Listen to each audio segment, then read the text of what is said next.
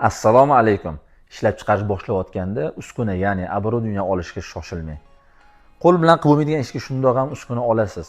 Lekin oddiy ishchilar qo'lda qila olsa nima qilish unga uskuna olib. Bir joyga borsak, oddiy xodimlar eplaydigan joyga qimmat uskuna olib qo'yishibdi.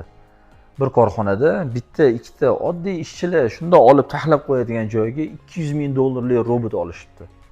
Bizda bu pulga ikkita ishchi shu robot qiladigan ish qilsa qancha vaqt ishlaydi? 20 yildan oshiq vaqt ishlaydi.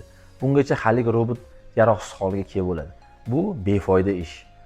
Bittada ko'p to'lab oladigan shu uskunangizni pulini ishchilarga oylik qilib bo'lib to'laganingiz yaxshi emasmi?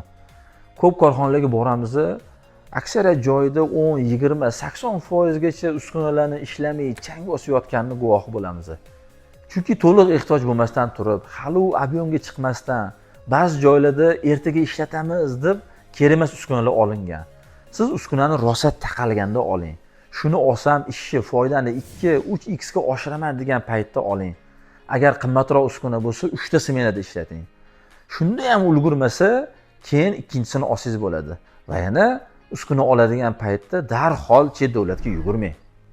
Birinchi ichki bozordan qidiring. Umuman ishlatilmagan, ertaga kerak bo'lib qoladi deb olib qo'yilgan, yengidek turgan uskunalar rosa ko'p. Ammo ularni yengisiga nisbatan bir necha barobar arzonga olasiz. Uskuna olaman desangiz, takliflar doim bor, lekin siz zarur bo'lmagan uskunani olib pulingizni muzlatib qo'yasiz.